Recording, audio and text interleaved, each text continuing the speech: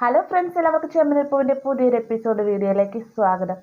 എപ്പിസോഡിന്റെ തുടക്കത്തിൽ തന്നെ കാണിക്കുന്ന നമ്മുടെ രേവതിയുടെ അച്ഛൻ്റെ ഒന്നാമത്തെ ആണ്ടിനോടനുബന്ധിച്ച് ചടങ്ങുകൾ ചെയ്യുന്നതിനുള്ള തയ്യാറെടുപ്പുകൾ നടത്തുക കേട്ടോ.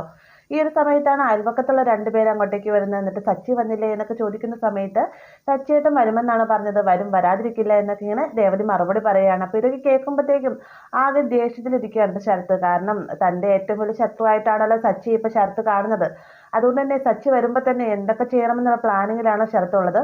അതിനുശേഷം രേവതിയുടെ അടുത്ത് വന്നിട്ട് ലക്ഷ്മി പറയുന്നുണ്ട്, ഇത്രയും കാര്യത്തോട് കൂടിയിട്ട് നേരിട്ട് ഞങ്ങൾ വന്ന് വിളിച്ചല്ലായിരുന്നു, ആ വീട്ടിൽ നിന്ന് ഒരാൾക്കെങ്കിലും വരാൻ പാടില്ലായിരുന്നു എന്നൊക്കെ ചോദിക്കുന്ന സമയത്ത് അമ്മയ്ക്ക് അറിയാലോ അച്ഛൻ വന്നേനെ, അച്ഛനോട് ഞാൻ വരണ്ടായെന്ന് പറഞ്ഞിട്ടാണ്. ഇവിടെ വന്നു കഴിഞ്ഞാൽ നമ്മുടെ അച്ഛൻ്റെ കാര്യം ഓർമ്മ വരും, പിന്നീട് അത് അസുഖം കൂട്ടാനുള്ള സാഹചര്യം ഉണ്ടാവും, അതെല്ലാം ഒഴിവാക്കാനായിട്ടാണ് ഞാൻ അച്ഛനോട് വരണ്ടായെന്ന് പറഞ്ഞെന്നൊക്കെ രേവതി പറയുമ്പോഴത്തേക്കും, പക്ഷെ സച്ചിയോ എന്ന് ലക്ഷ്മി ചോദിക്കുമ്പോഴത്തേക്കും സച്ചിയേട്ടനോട് വരണമെന്ന് അച്ഛൻ നിർബന്ധം പറഞ്ഞിരുന്നു, സച്ചിയേട്ടും വരുമായിരിക്കും എന്നൊക്കെ രേവതി മറുപടി പറയുകയാണ്. ഇതേ സമയം തന്നെ ചടങ്ങുകൾ കൂടുന്നതിന് വേണ്ടി ബാക്കിയുള്ള അയൽവക്കക്കാരും കൂടി വീട്ടിലേക്ക് വരികയാണ് കേട്ടോ. എന്നിട്ട് ചോദിക്കുന്നുണ്ട്, വേറെ ആരും തന്നെ വന്നില്ലേ എന്നൊക്കെ ചോദിക്കുന്ന സമയത്ത് വരും, വിളിച്ചിട്ടുണ്ട്, എല്ലാവരും തന്നെ എത്തിച്ചേരുമെന്നൊക്കെ ലക്ഷ്മി മറുപടി പറയുകയാണ്. ഉടനെ തന്നെ വന്നവരിൽ ഒരാൾ പറയുകയാണ്, ഇനിയും എന്തിനാ നീട്ടിക്കൊണ്ട് പോകുന്നത്, രാഹുകാലം കഴിയാറായല്ലോ എന്നൊക്കെ ചോദിക്കുന്ന സമയത്ത് സച്ചി ഇതുവരെ വന്നില്ല എന്ന് മറുപടി പറയുകയാണ്. അന്നേരം പറയുന്നുണ്ട്, ഇനിയിപ്പോൾ സച്ചിയെ നോക്കി നിൽക്കണ്ട, ആരെങ്കിലും ഒരാൾ ചടങ്ങുകൾ ചെയ്തു തുടങ്ങിക്കും, എന്തായാലും നല്ലൊരു സമയത്തിനുള്ളിൽ തന്നെ എല്ലാ കാര്യങ്ങളും ചെയ്ത് തീർക്കണമല്ലോ എന്നൊക്കെ പറയുന്നതുകൊണ്ട് നമ്മുടെ രേവതിയാണ് വിളക്ക് തെളിക്കുന്നതും ദീപം ഒഴിയുന്നതൊക്കെ ആയിട്ട്. അപ്പോൾ ഇത് കാണുമ്പോഴത്തേക്കും ലക്ഷ്മിക്കും രേവതിക്കൊക്കെ ഭയങ്കര സങ്കടമാവുന്നുണ്ട്. അതിനുശേഷം എല്ലാവരും കൂടി തൊഴുത് പ്രാർത്ഥിക്കാനായിട്ട് പറയട്ടെ. ഈ ഒരു സമയത്ത് നമ്മുടെ ശരത്ത് തൊഴാനായിട്ട് കൈ ഉയർത്തുന്ന സമയത്ത് കൈയുടെ വേദന കാരണം കരയുകയാണ് കേട്ടോ. ഇത് കാണുമ്പോഴത്തേക്കും ലക്ഷ്മിക്ക് ഭയങ്കര സങ്കടമാവുന്നുണ്ട്. ഈ സമയത്ത് വന്ന് നിൽക്കുന്നതിൽ പലരും തന്നെ പറയുന്നത്, എന്തായാലും സച്ചി ഇങ്ങനെ ചതി ചെയ്യരുതായിരുന്നു, ഒന്നുമല്ലെങ്കിലും സ്വന്തം മടിയനാണെന്നെങ്കിലും വിചാരിക്കണ്ടേ എന്നൊക്കെ പറയാറ് കേട്ടോ. വേഗം തന്നെ വന്നവർ രണ്ടുപേരെ ലക്ഷ്മി ചേച്ചി ഞങ്ങളിത് പുറത്ത് പോയിട്ട് വരാമെന്ന് പറഞ്ഞുകൊണ്ട് പുറത്തേക്ക് പോകട്ടെ. ഇവർ പുറത്തേക്ക് ഇറങ്ങുന്ന ആ ഒരു സമയത്താണ് സച്ചി അങ്ങോട്ടേക്ക് വന്നത്. സച്ചിയെ കാണുമ്പോഴത്തേക്കും ചോദിക്കുന്നുണ്ട്, സച്ചി നിനക്ക് എന്ത് പറ്റി, നീ ആകെ മാറിപ്പോയല്ലോ എന്നൊക്കെ ചോദിക്കുന്ന സമയത്ത്, എന്താ ചേച്ചി എന്താ അങ്ങനെ പറഞ്ഞത് സച്ചി മറുപടിയായിട്ട് ചോദിക്കുന്നുണ്ട് കേട്ടോ.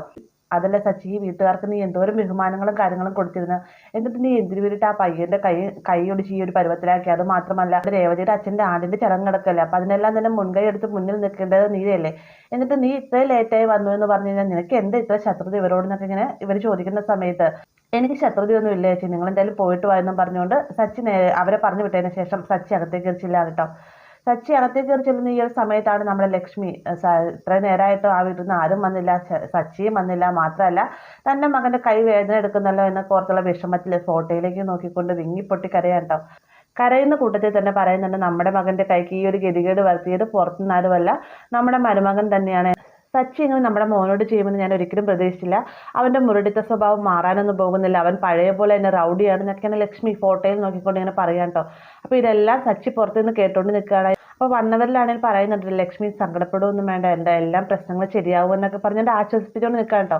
അപ്പോൾ പുറത്തുനിന്ന് ഇതെല്ലാം കേട്ടുകൊണ്ടിരിക്കുന്ന സച്ചിക്ക് ആകപ്പാടെ സങ്കടമാണ്. കാരണം തന്നെപ്പറ്റി അമ്മ വിചാരിച്ച കാര്യങ്ങളെല്ലാം തന്നെ സച്ചിയായിട്ട് തന്നെ കേട്ടിരിക്കണം, മാത്രമല്ല അയൽവക്കക്കാർക്ക് മുന്നിൽ വെച്ചാണ് ഇതൊക്കെ പറഞ്ഞതെന്ന് കഴിയുമ്പോഴത്തേക്കും സച്ചി തൻ്റെ ഉള്ളിൽ അടക്കിയിരിക്കുന്ന സങ്കടവും ദേഷ്യമൊക്കെ ആയിട്ടാണ് അകത്തേക്ക് കയറി ചെല്ലുന്നത്.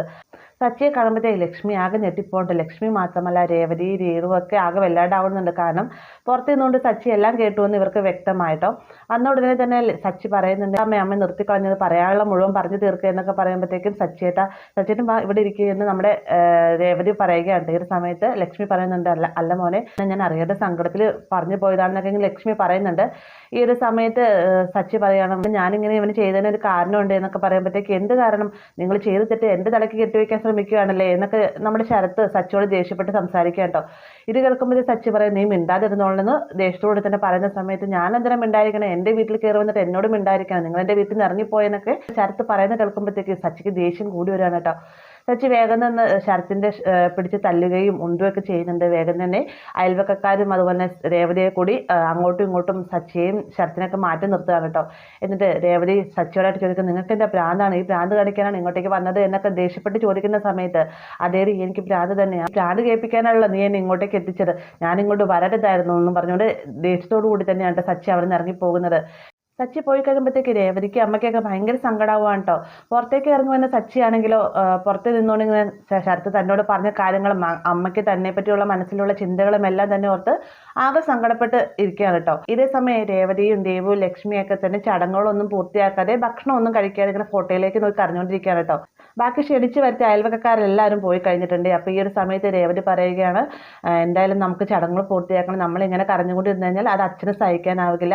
അതുകൊണ്ട് തന്നെ ചടങ്ങുകൾ പൂർത്തിയാക്കാനായിട്ട് ഞാൻ പോയി ഭക്ഷണം കഴിക്കാൻ പോവുകയാണെന്ന് പറഞ്ഞുകൊണ്ട് രേവതി തൻ്റെ ഉള്ളിലുള്ള ദുഃഖങ്ങളൊക്കെ അടക്കിക്കൊണ്ട് തന്നെ ഭക്ഷണം കഴിക്കാനായിട്ട് പോയിരിക്കുകയുണ്ട്. ഇതിന് ശേഷം ഭക്ഷണം കഴിക്കുന്ന സമയത്ത് ഒരുപാട് കരഞ്ഞുകൊണ്ടാണ് കേട്ടോ രേവതി ഭക്ഷണം കഴിക്കുന്നത്.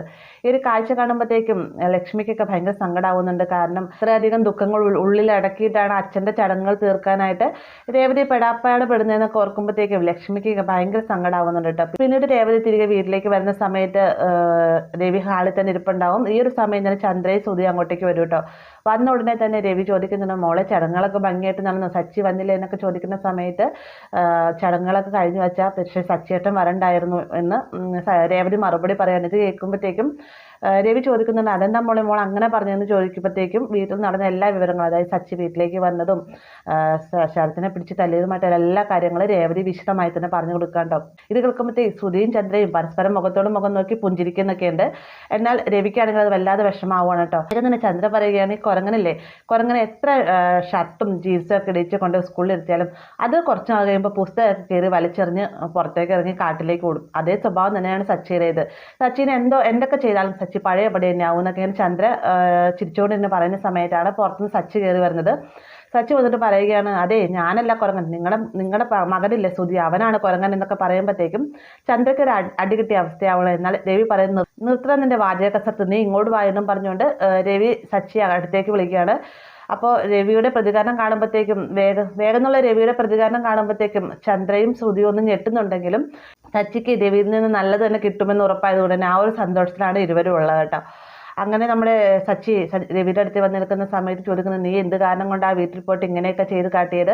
നിങ്ങൾ തമ്മിലുള്ള പിണക്കങ്ങളൊക്കെ മാറാനായിട്ടല്ലേ ഞാൻ അങ്ങോട്ടേക്ക് പറഞ്ഞത്. ഇപ്പോൾ പിണക്കത്തിൽ അതിനേക്കാളും വലിയ പിണക്കത്തിലേക്കാണ് നീ അവരെ കൊണ്ടുപോയിരിക്കുന്നതൊക്കെ രവി പറയുമ്പോഴത്തേക്കും, അച്ഛാ ഇതൊക്കെ മനസ്സിൽ ഉദ്ദേശിച്ചുകൊണ്ടാണ് ഞാൻ ആ വീട്ടിലേക്ക് ചെന്നത്. പക്ഷേ ഞാൻ ആ വീട്ടിലേക്ക് ചെന്ന സമയത്ത് രേവതിയുടെ അമ്മയും അതുപോലെ തന്നെ ഇവക്കടെ അനിയനും കൂടി പറഞ്ഞ സംസാരം എന്താണെന്ന് അച്ഛൻ അറിയാമോ എന്നൊക്കെ സച്ചി ചോദിക്കുന്ന സമയത്ത്, എന്തായാലും നീ ഇത് കേട്ട് നിൽക്കണമായിരുന്നു, അല്ലാതെ ഇങ്ങനെ പ്രതികരിക്കുകയല്ല വേണ്ടത്, ഇപ്പോൾ പ്രശ്നങ്ങൾ വളരെയധികം ഗുരുതരമായില്ലേ എന്നൊക്കെ രവി ചോദിക്കുന്നുണ്ട്. ഈ ഒരു സമയത്ത് രേവതി പറയുകയാണ്, ജീവിച്ചിരുന്നപ്പോൾ എൻ്റെ അച്ഛൻ്റെ ആഗ്രഹങ്ങൾക്കനുസരിച്ച് ഒന്നും തന്നെ ചെയ്യാൻ എനിക്ക് സാധിച്ചില്ല, മരിച്ചപ്പോഴും ഇത് സാധിച്ചില്ല എന്നൊക്കെ പറഞ്ഞ് ആകെ സങ്കടത്തിൽ നിൽക്കുകയാണ്.